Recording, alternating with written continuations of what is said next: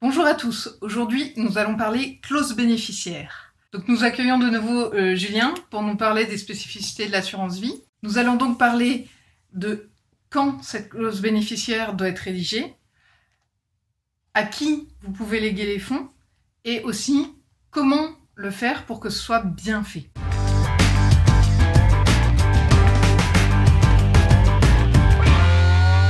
Julien, est-ce que tu peux nous expliquer quand est-ce qu'on doit rédiger cette clause et est-ce qu'elle est figée ou est-ce qu'elle peut évoluer? Alors, la clause, on la rédige soit d'une manière libre, lorsqu'on souscrit à un contrat d'assurance vie, donc il y a des clauses types qui existent sur les contrats d'assurance vie, soit on rédige une clause libre, où on va pouvoir être un tout petit peu plus pointu sur des points spécifiques, si on ne veut pas prendre la clause standard du contrat d'assurance vie. Et à qui je peux donner mes fonds en cas de décès? Les bénéficiaires qu'on nomme sur une clause bénéficiaire peuvent être soit des personnes physiques, pas nécessairement que de la famille. J'entends beaucoup dire c'est que la famille, mais non, on peut nommer d'autres personnes qui sont hors famille. Et on peut également nommer des associations reconnues d'intérêt public. Et comment est-ce qu'on choisit la répartition entre ces bénéficiaires? La répartition, elle est libre. On choisit une répartition qu'on souhaite. Elle n'est pas obligatoirement égale.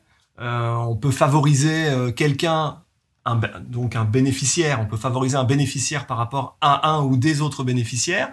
Mais ce qui est extrêmement important, c'est de bien respecter la part réservataire de chaque bénéficiaire, notamment si c'est des héritiers directs. Si ce n'est pas respecté, il peut y avoir conflit au décès du souscripteur.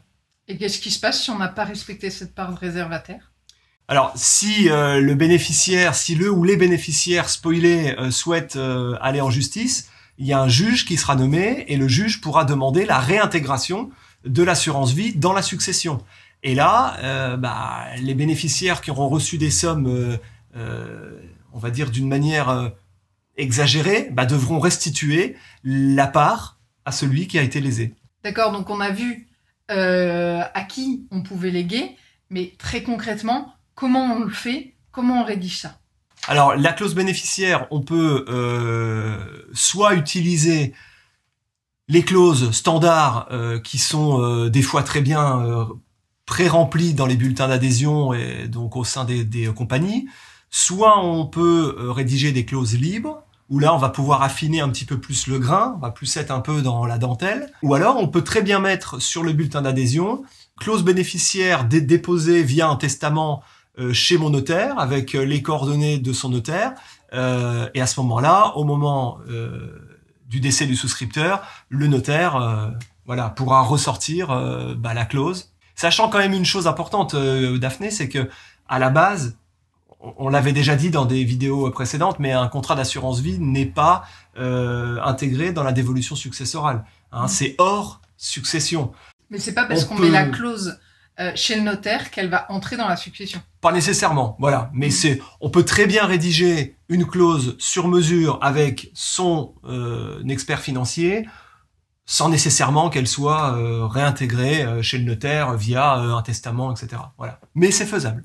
Mais si on désigne pas en bénéficiaire quelqu'un de connu, c'est-à-dire les enfants, quelles sont les mentions particulières qu'on doit noter dans cette clause bénéficiaire? Lorsqu'on nomme quelqu'un, il est toujours mieux, on met toujours mes enfants par part égale, il est toujours bien de les nommer, les enfants. Il est toujours bien, même si c'est les enfants et qui sont facilement retrouvables par un livret de famille, toujours bien de les noter. Donc toujours on note le nom, le prénom, la dernière adresse postale et fiscale connue, date et lieu de naissance, et la petite astuce, moi que je donne toujours, c'est le numéro de sécurité sociale. Alors on va me dire pourquoi?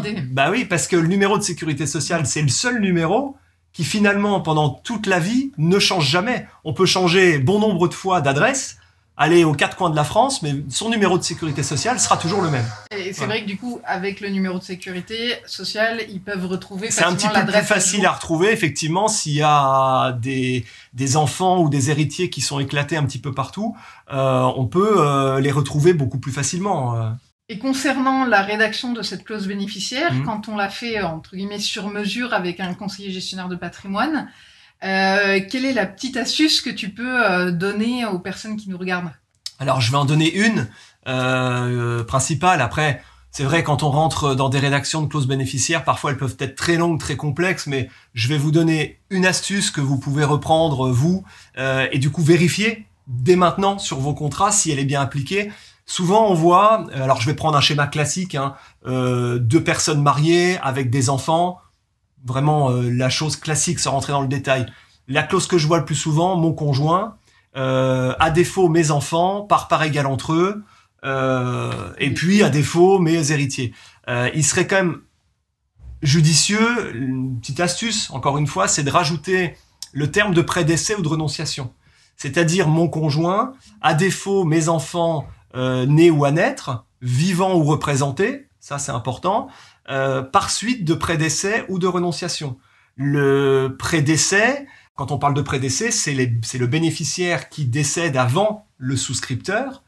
Eh ben, la part de la personne prédécédée va revenir à ses propres enfants et ne va pas être redivisée par part égale avec les autres enfants, parce que du coup, les petits-enfants, dans le cas de mon exemple, seraient spoilés parce qu'ils auraient rien, quoi. Merci beaucoup, Julien, pour cette expertise que tu nous apportes. Donc, n'hésitez pas à consulter un conseiller en gestion de patrimoine tel que JEC Finance propose dans son cabinet. Je vous mets le lien ci-dessous. Nous pouvons vous apporter une expertise bien spécifique par rapport à votre situation. Donc voilà, ce conseil est gratuit, donc surtout, n'hésitez pas à venir nous voir.